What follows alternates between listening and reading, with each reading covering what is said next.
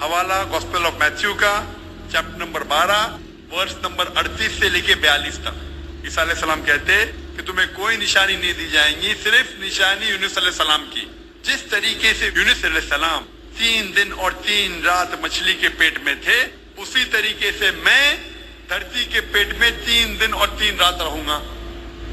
Sister, when Jonah was thrown into the water, I want to ask you the question, was Jonah dead or alive? He was alive. He was alive, जिंदा थे। माशाल्लाह सही फरमा रही है। सलाम मरे या जिंदा थे? He ought to die in the storm. Was he dead or was he alive? He was still alive. माशाल्लाह सही जवाब है। यूनुस अलैहिस्सलाम जिंदा थे या मुर्दा थे? In the belly of the fish, was Jonah dead or alive? He was alive. He was alive. वो जिंदा थे। 3 days the fish took him in the water. He ought to die. Was Jonah yet dead or alive? He was still alive. He was still alive. माशाल्लाह अभी तक जिंदा थे। बहन सही जवाब दे रही है। Conscious and alive, ना? Alive. Alive. So alive. Yes please lords, एक बार फिर से आपका स्वागत है। जो वीडियो आपने अभी देखा है, इस वीडियो को साथियों मैंने पूरा अपलोड नहीं किया है, तो जहां पर आप देखेंगे कि उनके 2 आर्गुमेंट्स हैं। सबसे पहला आर्गुमेंट्स उनका ये है कि जैसे योना 3 दिन और 3 रात मछली के पेट में रहे और वो मरे नहीं, तो इसी प्रकार से यीशु मसीह भी मरे नहीं। ये उनका पहला आर्गुमेंट है। नंबर 2, उनका जो आर्गुमेंट्स है कि एक मरा हुआ व्यक्ति कैसे कब्र में से प्रार्थना कर सकता है। साथियों, सबसे पहले डॉक्टर जाकिर नाइक साहब का कहना यह है कि यीशु मसीह को मरना नहीं चाहिए। यदि वो मरे कब्र के अंदर, तो उन्होंने योना का साइंस को फुलफिल नहीं किया है। अगर योना मरे नहीं तो यीशु मसीह भी मरे नहीं। ये उनका ये अपना एक स्ट्रॉन्ग आर्गुमेंट जो है रखना चाहते हैं और बताना चाहते हैं। तो साथियों, सबसे पहले मैं इस सवाल का जवाब देने से पहले मैं आपको ये बताना चाहता हूं कि यदि कोई किताब किसी बात को कह रही है, तो उसको अपने बयानों में, अपने बयान में, अपने अल्फाज में उसको बरकरार होना जरूरी है। यदि एक व्यक्ति है, उसका नाम राम है, और वो ये कहे कि मैं आज सुबह नहाया था, और शाम को वो फिर बोले कि नहीं मैं आज नहीं नहाया था, तो दोनों बात उसकी सच नहीं हो सकती। साथियों, उसकी एक ही बात सच हो सकती है। तो सबसे पहले हम प्रभु यीशु के जीवन को देखते हैं, जिन्होंने अपनी सेवकाई में के दिनों में अपने चेलों को साफ मत्ती, मरकुस, लूका, यूहन्ना में 1 नहीं 2 नहीं, कम से कम 10 बार से ज्यादा अपनी मृत्यु के विषय में ये कहा कि मैं मारा जाऊंगा, मैं गाड़ा जाऊंगा, मैं फिर 30 दिन जिंदा हो जाऊंगा।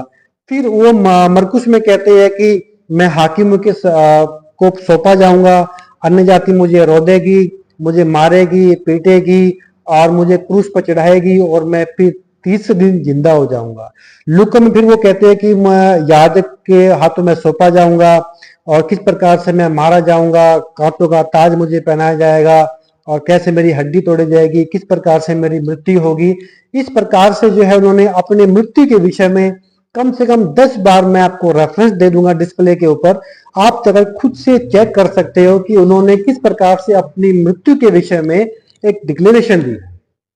और ऐसा व्यक्ति लास्ट में आकर के ये कहे कि नहीं मैं नहीं मारा जाऊंगा, तो इसका क्या मतलब है साथियों? लास्ट में एक व्यक्ति कह रहा है कि नहीं मैं बिल्कुल नहीं मारा जाऊंगा, तो क्या हम ये कहे कि यीशु मसीह अपने समय में एक झूठे प्रचारक थे, एक बेकार के व्यक्ति थे, एक बिल्कुल खत्म और बिल्कुल जिसमें बिल्कुल भी बुद्धि नहीं थी, या पागल व्यक्ति थे? क्या हम ऐसा कहेंगे? नहीं साथियों, क्योंकि जिस व्यक्ति ने पहले ही ये कह दिया कि मेरी मृत्यु होगी, इस प्रकार से होगी, तो अपने बयान में उसको बरकरार होना चाहिए। और हम उस चीज को देखते हैं, यीशु की मृत्यु को हम देखते हैं कि जो उन्होंने बोला हूबहू वैसे ही उनकी मृत्यु हुई है। किस प्रकार से उनको जो है मारा गया, पीटा गया, और उनके सिर पर जो है कांटों का ताज पहनाया गया, और किस प्रकार से उनको दफनाया गया और दफनाने के बाद उनकी फिर से जो है तीसरे दिन में जो उनका पुनरुत्थान हो गया। Praise Lord.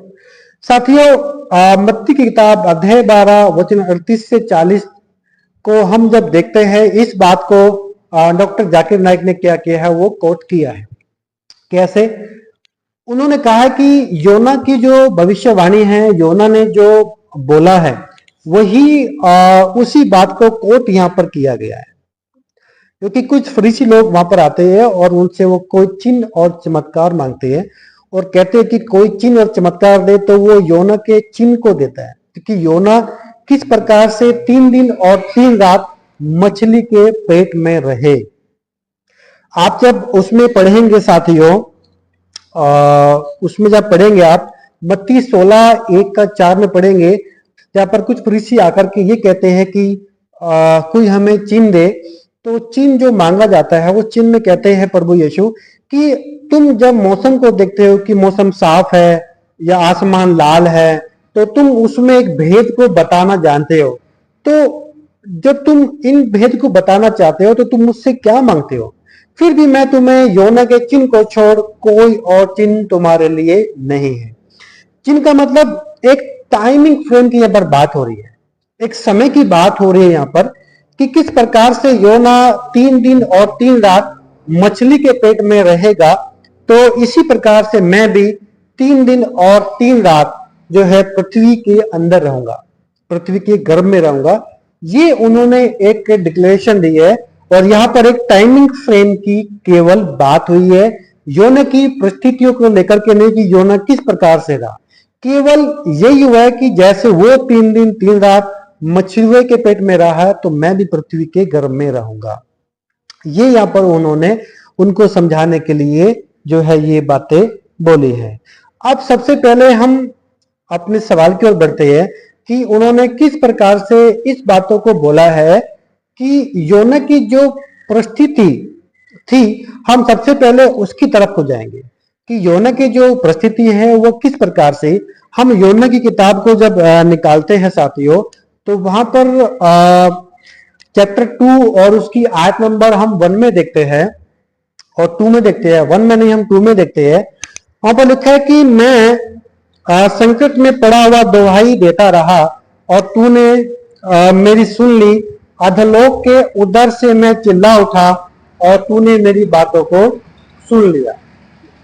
अधोलोक जो शब्द है वो बाइबल के अंदर कम से कम 32 टाइम्स यानी 32 बार इस शब्द का जो है साथियों उपयोग हुआ है और 32 में से 29 बार जो शब्द का उपयोग है वो कब्र को लेकर के है। यानी अधोलोक जो शब्द का इस्तेमाल हुआ है वो कब्र को हेडेस, ग्रीक में जो शब्द है वो हेडेस करके आता है और सियोल जो शब्द है वो इसका एक इंग्लिश मीनिंग्स है। सियोल शब्द का जो इस्तेमाल हुआ है ये जो है एक कब्र को दर्शाने वाली बात है। यानी कि वो कब्र के अंदर से उन्होंने क्या किया है, एक आवाज को लगाया है। इसके आगे जो हम वचन को पढ़ते हैं तो वो कहते हैं कि वचन 5 में मैं जल से यहां तक घिरा हुआ था कि मेरे प्राण निकले जाते थे। योना कह रहे हैं कि मेरे प्राण निकले जाते थे, गहरा सागर मेरे चारों ओर था। ये मरने से पहले की परिस्थिति बता रहे हैं। आयत नंबर 4 और 5 को बताने की कोशिश कर रहे हैं वो कि मेरा जो अनुभव था मरने का कि मेरे प्राण जो है वो निकले जा रहे थे और गहरा सागर था। मैं पहाड़ों की जड़ तक पहुंच गया था। मैं सदा जो है भूमि में बंद हो गया था और मेरे सिर में जो है सिवार, जो झाड़ी जो अंदर थी वो गले में फंस गई थी, वो जो है वो एकदम लिपटी हुई थी। और जो है तो भी है मेरे परमेश्वर, तूने मेरे प्राणों को गड्ढे में से उठाया है। ये स्ट्रॉन्ग इनके जो है आर्गुमेंट्स है। तो तूने मेरे जो प्राणों को क्या है, गड्ढों में से उठाया है।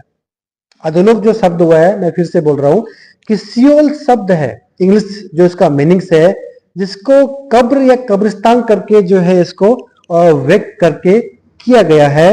और अधोलोक को जब हम देखते हैं ग्रीक शब्द में तो हेडिस करके एक शब्द जो है निकलता है, जिसका मतलब जो है मृत्यु।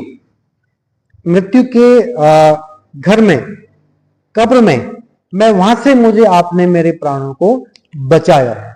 तो इस बात से ये पता चलता है कि वाकई में ही योना जो भविष्यवक्ता था उसकी मृत्यु हो गई थी। इसके ऊपर एक सिंपल सा आप लॉजिक भी लगा करके देख लीजिए। यदि किसी प्राणी को कोई समुद्र जीव अगर निगल भी लेता है तो ऑफिशियली वो वैसे भी 24 घंटे से ऊपर या 48 घंटे से ऊपर वो जीवित नहीं रह सकता। और यहां पर जो है योना जो है वो 3 दिन और 3 रात मछली के पेट में रहा, तो ऑफिशियली उनकी मृत्यु हो जानी थी। अब यहां पर एक सबसे बड़ा सवाल आपके सामने ये आता है कि ठीक है विपिन भाई, हमने माना कि उनकी मृत्यु हो गई थी, राइट? तो सवाल ये बनता है कि क्या एक मरा व्यक्ति प्रार्थना कर सकता है? मैं बोलूंगा यस, प्रार्थना कर सकता है। आप बोलेंगे कैसे? मैं उनको दिखाऊंगा लूका की किताब अध्याय 16 को जब आप पढ़ेंगे, जहां पर एक जिक्र है रिच मैन्स और एक गरीब व्यक्ति के बारे में। जब हम देखते हैं एक धनी व्यक्ति और एक गरीब व्यक्ति, धनी जो व्यक्ति होता है जब वो मर जाता है और गरीब व्यक्ति होता है जब वो मर जाता है, तो गरीब व्यक्ति जो होता है वो अपने पिता इब्राहिम की गोद में जाता है, यानी परमेश्वर के राज्य में जाता है और परमेश्वर की गोद में जाता है। ऐसा करके वहां पर एक संदर्भ करके एक व्याख्या की है परमेश्वर ने अपने खुद मुख से। तो वहां पर क्या होता है कि जो वो धनी व्यक्ति होता है वो एक प्रार्थना करता है कि ऐ मेरे पिता अब्राहम, मुझे इस जलजले से बचा ले, इस आग से बचा ले। एक वहां पर रिक्वेस्ट करता है, एक प्रार्थना के रूप में जो है चिल्लाता है कि मुझे यहां से बचा ले। तो अगर कोई मुझसे कहे कि मरा व्यक्ति प्रार्थना कर सकता है, तो मैं उसको बाइबल की किताब से उसको रेफरेंस दे सकता हूं कि एक मरा व्यक्ति किस प्रकार से वहां पर प्रार्थना किया है। उस धनी व्यक्ति ने अधोलोक से मरे हुए, जब व्यक्ति मर जाता है तो अधोलोक से उसने किस प्रकार से अपने पिता से गुहार लगाई है, विनती करी है, चिल्लाया है और प्रार्थना किया है कि तू मुझे इस अधोलोक के कुंड से बचा ले। ये मेरा उन विरोधियों का जवाब है और उन भाइयों का जवाब है जो इस सवाल का जवाब काफी दिनों से वो ढूंढ रहे थे। साथियों, डॉक्टर जाकिर नाइक की शिक्षाओं से आप बचिए, किस प्रकार से वो लोगों को भ्रमित करते हैं और उनकी और अपनी झूठी शिक्षाओं से वो कैसे लोगों को गुमराह करते हैं। ये आपको बहुत ही ज्यादा समझने की और समझने की जरूरत है। अब हम बात करते हैं टाइमिंग फ्रेम की, 3 दिन और 3 रात। हम ये समझते हैं कि यहूदियों का जो कल्चर था, उनका जो एक टाइमिंग था समझने का, तो वो किस प्रकार था। सबसे पहले हमें ये समझना जरूरी है। तो जैसे शाम को 6 बजे से लेकर के अगले दिन के शाम के 6 बजे तक, यानी सूर्यास्त होने से सूर्यास्त होने तक, वो एक दिन और एक रात के रूप में उसको जो है समझते थे। ये उनकी गणना होती थी। अब हम समझते हैं 3 days and 3 nights को। तो जैसे हम जानते हैं कि यीशु को जब क्रॉस पर चढ़ाया गया था, तो शुक्रवार के दिन तकरीबन तीसरे पहर यानी 3 बजे के बाद और 4 बजे के बीच में उनको क्रॉस पर चढ़ाया गया था। तो अब हम इसको कैसे समझे? देखिए, जैसे मैंने बताया कि आपको सूर्यास्त से लेकर सूर्यास्त तक एक दिन समझा जाता है। तो थर्सडे की शाम के 6 बजे से लेकर के और फ्राइडे के शाम की 6 बजे तक वो एक दिन और एक रात होता है, क्योंकि फ्राइडे को ही प्रभु यीशु को जो है सूली पर चढ़ाया गया था। ठीक है, ये आपका वनडे हो गया।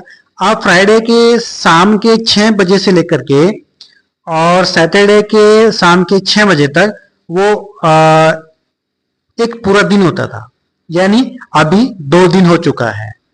ठीक है, अभी तीसरा जो है सैटरडे की शाम के 6 बजे से लेकर के और संडे के सुबह तक, जो हमारे प्रभु यीशु का जब पुनरुत्थान हुआ तो उन्होंने तीसरे दिन ही क्या किया कि उनका पुनरुत्थान हो गया और वो तीसरा दिन कहलाया और तीसरे दिन ही उनका पुनरुत्थान हो गया। तो इस तरीके से यहूदियों का समय का को हमें समझना है कि किस प्रकार से प्रभु यीशु के 3 डेज और 3 नाइट्स बनते हैं। जैसे योना ने अपने खुदा ने जो क्या किया, उनको पुनरुत्थान दिया, उनको भी जिंदा किया, उनको जीवित किया मरे में से, क्योंकि उनके जो प्राण हैं वो अधोलोक में चले गए थे, वापस उनको जिंदा किया गया। तो उसी प्रकार से प्रभु यीशु को भी तीसरे दिन हमारे परमेश्वर ने क्या किया, उनको पुनरुत्थान दिया और पुनरुत्थान के बाद वो पहलौठा ठहरते हैं। Praise Lord. तो 3 दिन और 3 नाइट का जो टाइमिंग फ्रेम है, वहां पर जो है टाइमिंग फ्रेम की बात हुई है। मगर ऐसे जो डॉक्टर जाकिर नाइक जैसे लोग हैं साथियों, ये किस प्रकार से लोगों को भरमाते हैं और झूठी शिक्षा के विषय में अपनी तारीफ और अपनी बड़ाई करते हैं। इनको सही तरीके से शिक्षाओं की व्याख्यान करना भी नहीं आता है। साथियों, विश्वास करता हूं कि आपको ये वीडियो समझ में आया होगा और आप इस वीडियो से जरूर एक नई चीज को सीखे होंगे कि जोना 3 डेज 3 नाइट और यीशु 3 day and 3 night. Praise Lord. आमीन।